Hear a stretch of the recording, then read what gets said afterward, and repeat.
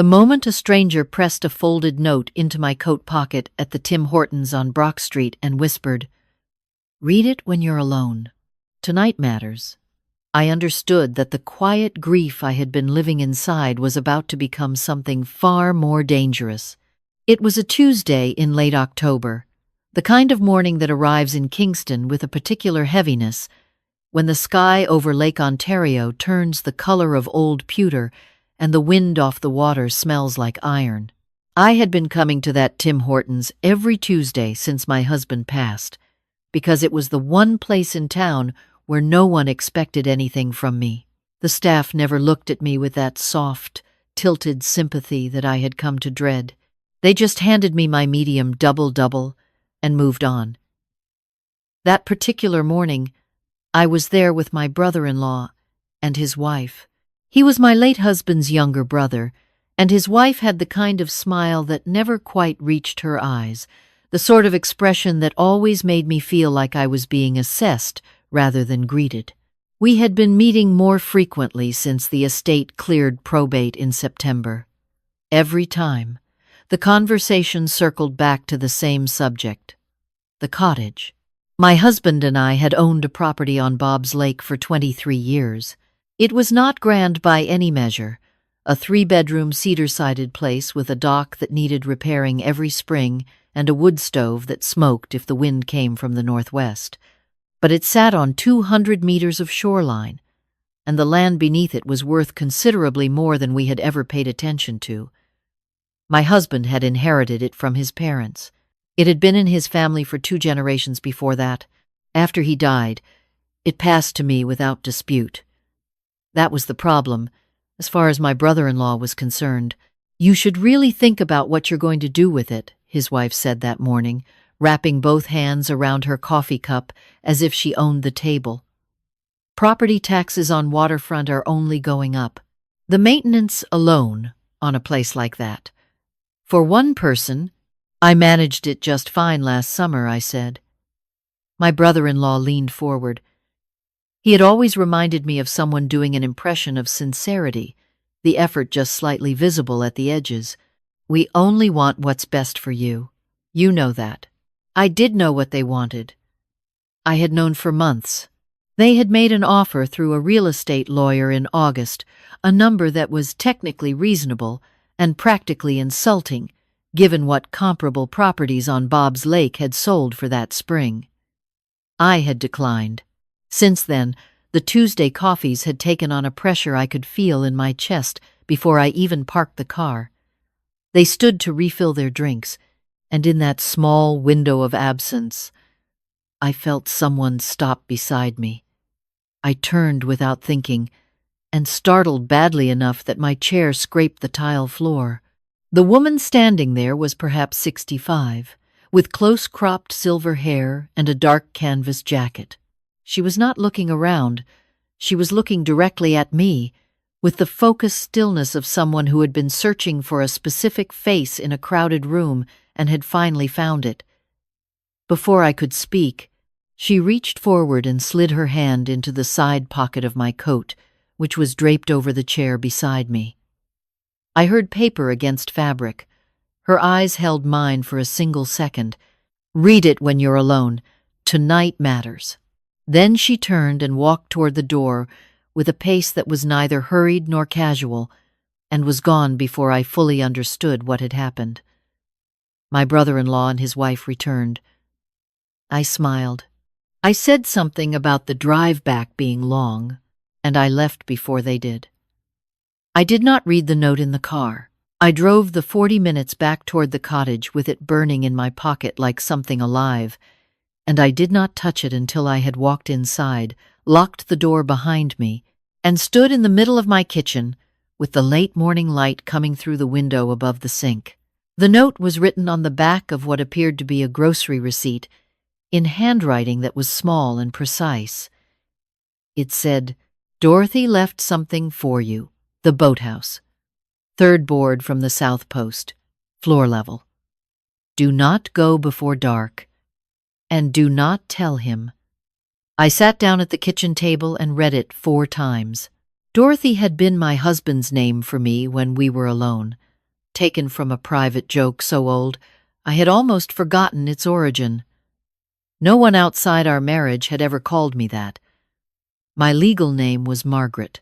The woman at the Tim Hortons could not have known that name unless someone who had been very close to my husband had told her. I placed the note on the table and stared out the window at the lake. The water was dark and choppy. The boathouse sat at the end of the dock, its weathered red paint visible between the birch trees. My husband had built that boathouse himself the summer after we bought the property.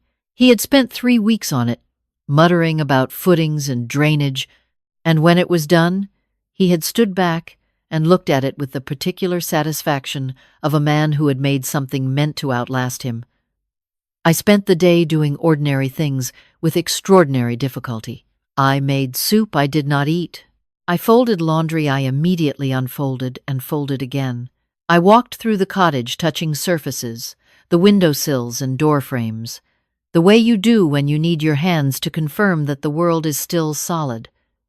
At 7 in the evening, with the darkness fully settled over the lake and the nearest neighbor's lights a long way off through the trees, I pulled on my boots and my husband's old Carhartt jacket and took the flashlight from the drawer beside the back door. The dock was slippery with frost. I moved slowly, keeping the flashlight low.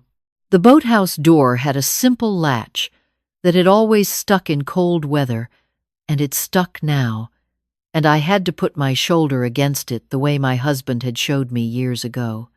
Inside, it smelled like boat fuel and cold water and cedar, exactly as it always had. The canoe sat on its rack. The kayaks hung from the ceiling on their hooks. Everything looked precisely as I had left it at the end of the summer. I counted the floorboards from the south post. The third one shifted when I pressed it. I knelt down and worked my fingers along the edge, and it lifted cleanly, as though it had been designed to do exactly that. Beneath it was a metal cash box, the kind with a simple combination lock, painted green and sealed with electrical tape along the seam.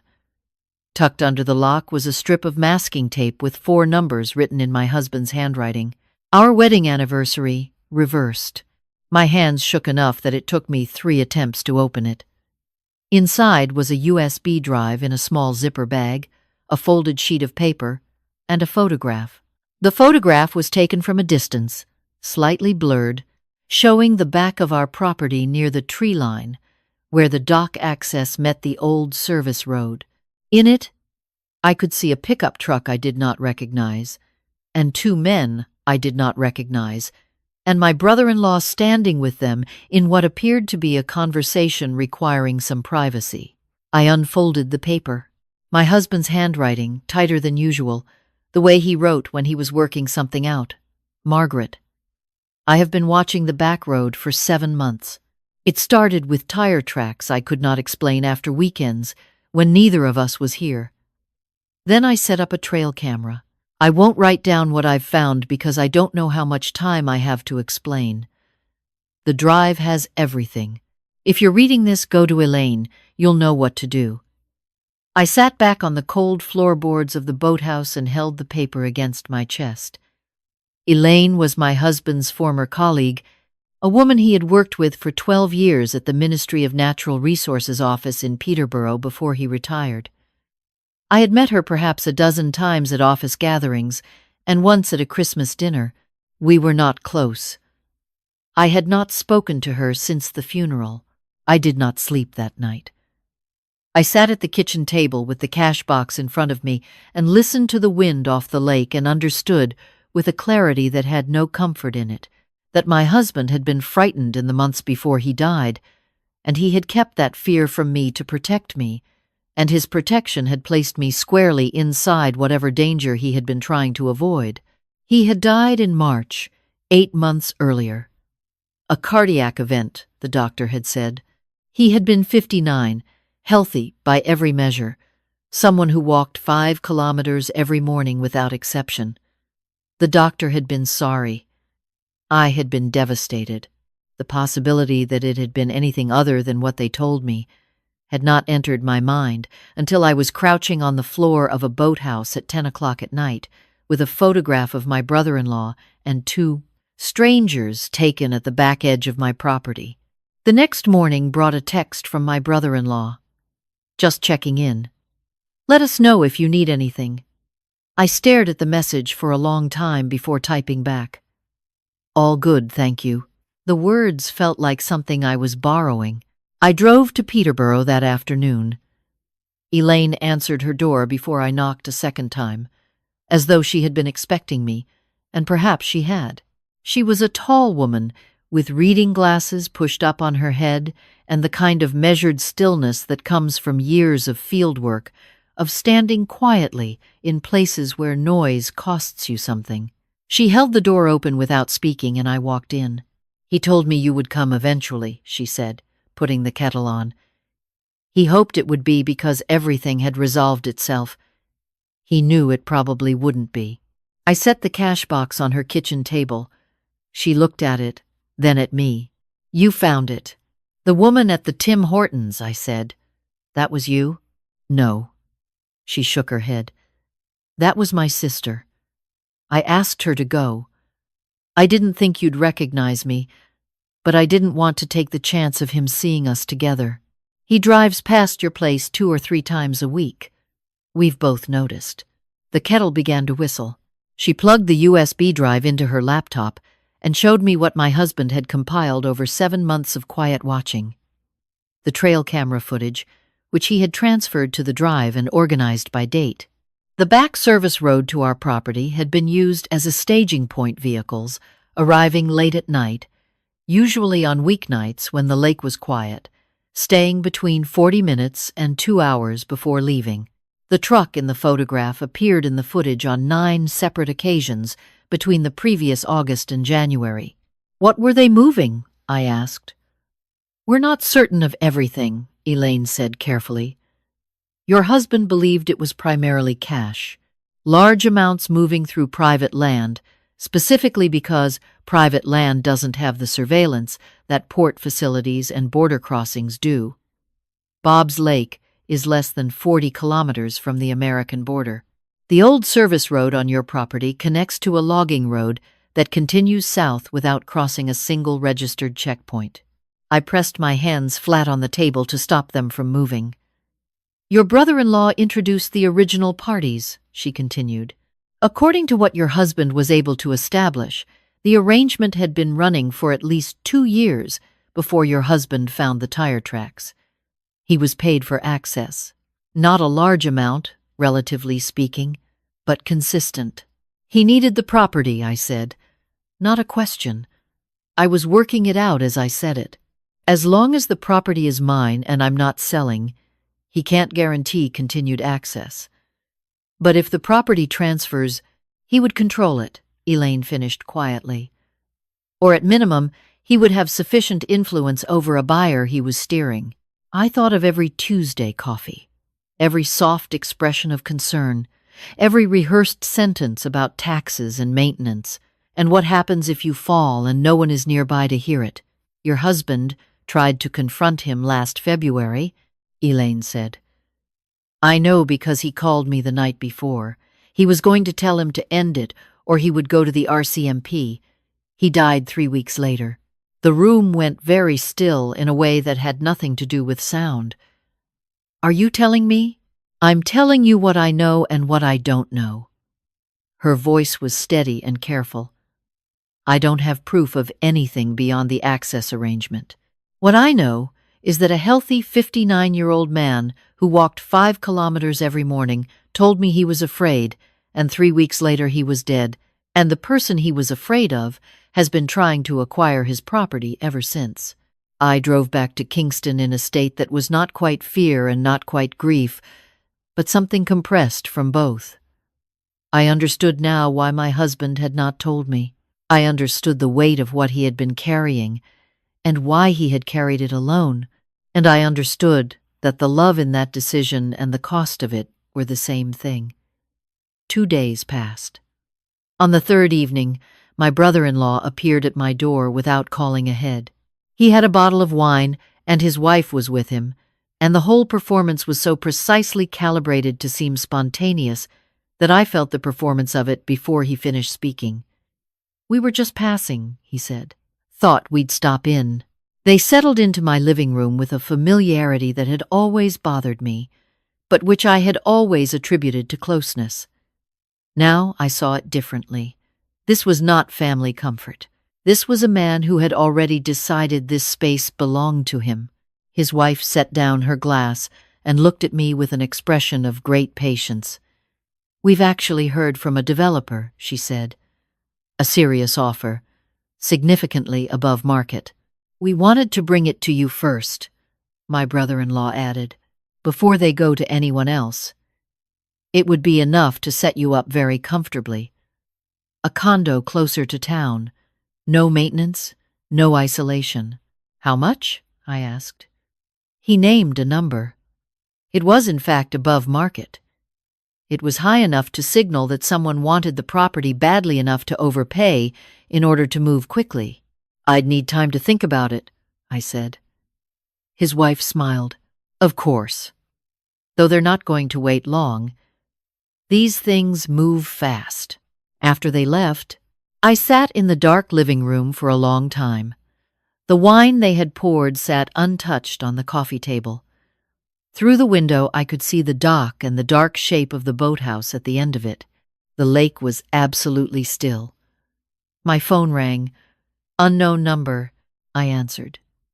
"They're moving faster than we expected," Elaine said.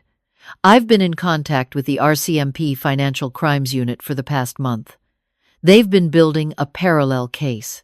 Your husband's documentation completes significant gaps in what they already have. But Margaret, if you sell that property before we can establish the full scope, the physical evidence tied to that service road becomes inaccessible. They need more time." "How much time?" 2 weeks. "Maybe 3. They said the offer won't wait." A pause. "Can you stall?" I thought about this. I can tell them I want an independent appraisal. I can say my own lawyer needs to review the terms. In Ontario, that's not unusual. That's just due diligence. They can't reasonably push back on that without making their urgency visible. "That's exactly right," Elaine said.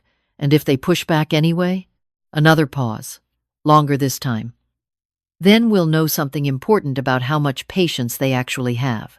I called my brother-in-law the next morning and told him I appreciated the offer and I was taking it seriously, and I had asked my lawyer, a woman named Patricia, who had handled my husband's estate and who I trusted completely, to review the terms. He was pleasant. He said, "Of course, take your time." But there was something underneath the pleasantness, a density, the way certain silences have weight.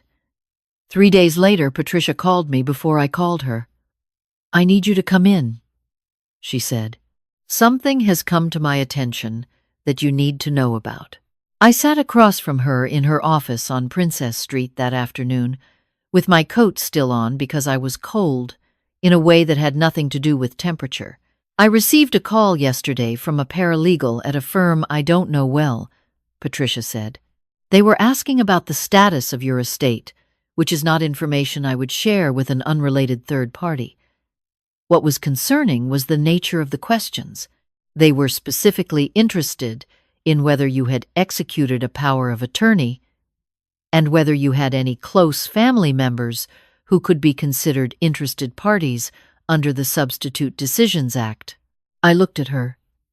"Someone is building a case for challenging your decision-making capacity," she said plainly. "It's a slow process in Ontario, and it's not easy to succeed, but it can be initiated, and the initiation alone creates enough legal uncertainty around a property transaction to effectively freeze your ability to sell, refinance, or transfer independently." "They want to take my ability to refuse," I said. "They want to make your refusal irrelevant," she said. "Yes." I walked out of Patricia's office into the thin November sunlight and stood on the sidewalk for a moment, watching the traffic on Princess Street, the familiar ordinariness of a Tuesday afternoon in Kingston. a city bus, a student with a backpack, a woman pushing a stroller. The whole unremarkable machinery of a normal day. I had lived in this city for 30 years. I had raised children here, buried a husband here, built an entire life here that now seemed to me like a structure whose foundations I had never once thought to inspect. I called Elaine from the parking lot. I told her what Patricia had told me. There was a brief silence. "We need to move," she said.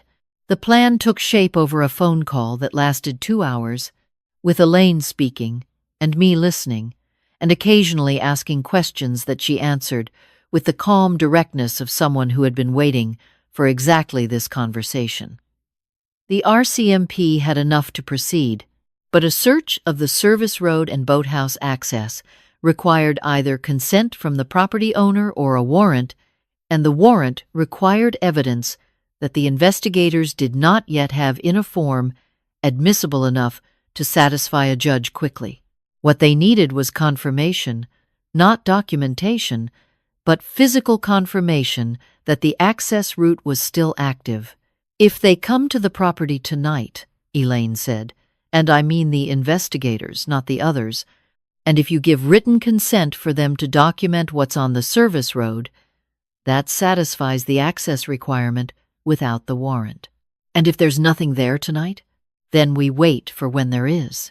But based on the pattern your husband recorded, and the timing of the offer, and how quickly your brother-in-law is moving, our assessment is that they are likely planning one final significant movement before the property changes hands. They need to clear out." That night I left every light in the cottage on, exactly as I normally would. I sat in the kitchen and drank tea and read a novel I absorbed nothing of, and at 11:15 I heard a car on the service road. Not close, a sound that could be mistaken for the road that ran further north if you were not specifically listening for it. I sent a text to Elaine's number, something on the back road. She responded within seconds. "They're already in position. Stay inside." I did not stay inside. I stood at the back window, in the dark of the unlit spare room, and I watched.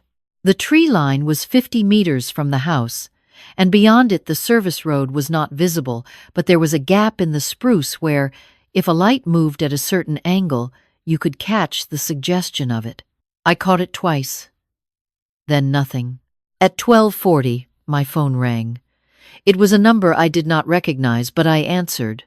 Mrs. Hayes. A man's voice, careful and professional. "This is Sergeant Bouchard. I'm with the RCMP detachment in Kingston. We've completed our documentation of the service road access. I want you to know you're safe, and I'll need you to come down to the detachment tomorrow morning to provide a formal statement. We have a lot to discuss." I sat down on the spare room floor and leaned against the wall and closed my eyes. My brother-in-law was arrested the following afternoon, his wife 2 hours later at their home in Napanee. I was not there for either. I was sitting in a fluorescent-lit interview room on Midland Avenue, answering questions for 3 hours, and then Patricia arrived and sat beside me and answered questions on my behalf. And then it was over, in the way that large things are over, not with finality, but with a kind of suspension, a held breath, a before and after that have not yet decided where the line between them falls. The weeks that followed were quiet in a way I was not accustomed to. Investigators came to the property twice with equipment and maps and spent long hours on the service road and in the boathouse, moving carefully and documenting everything they touched. Each time they left, the property felt incrementally more like mine again, as if they were excavating something that had been buried inside it and restoring the ground to level. Patricia filed the necessary responses to the capacity challenge within 2 weeks of the arrests, and the matter was dismissed without proceeding. There was no capacity challenge without a petitioner willing to stand behind it, and neither my brother-in-law nor his wife was in any position to stand behind anything. I drove to Peterborough on a Thursday in December to sit in Elaine's kitchen and drink tea and say the things you cannot say on the telephone. She told me that my husband had reached out to her the previous January because he trusted her judgment and because he had no one else. That he had asked her to watch out for me if something happened. That she had agreed without fully understanding what she was agreeing to. He knew the risk, she said. He died before anything came of it, I said. It came out flatly, but not without feeling. He did. She set down her cup. The cardiac event was real, Margaret. I want you to know that. The RCMP reviewed the medical circumstances thoroughly. It was real. Sometimes terrible things happen beside other terrible things, and they are not connected. I held that for a long moment. The relief of it and the grief of it arrived at the same time, which is, I have learned, how most true things arrive.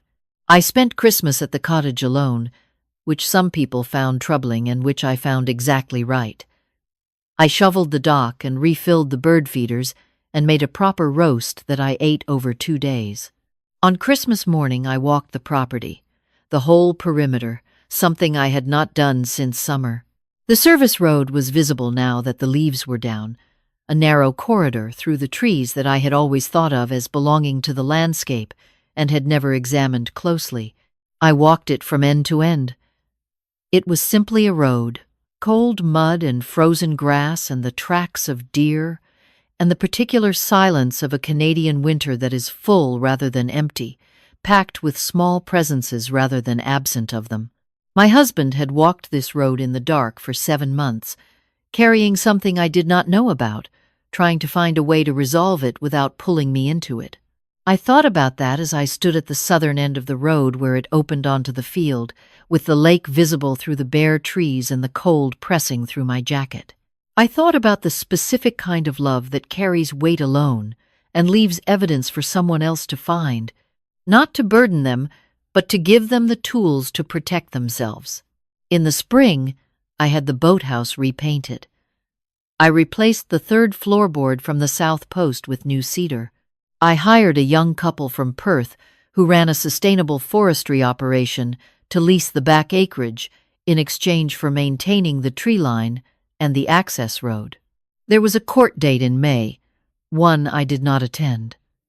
Patricia attended on my behalf and called me afterward with the outcomes in a voice that was professionally measured and personally satisfying. I thanked her and sat on the dock in the early evening light and watched the lake, which was beginning to reflect the particular blue of a late spring sky. My husband had loved that hour. The 6 o'clock light on Bob's Lake in May, with the loons calling from the far shore, and the water absolutely calm. He had said once that if he could choose any moment to be, that would be among his first choices. I had laughed at him for being sentimental. I did not laugh at it anymore. At 63, I had learned something about the weight that other people carry on your behalf, about the love that works quietly and leaves its traces in boathouses and cash boxes and notes, slipped into coat pockets by strangers, who were strangers only by definition. I had learned that strength does not feel like strength when you are inside it. It feels like the only available option, and sometimes the available option is enough. The land is mine. The truth is known. And the things my husband left for me are no longer buried, but carried, which is exactly where he meant them to be.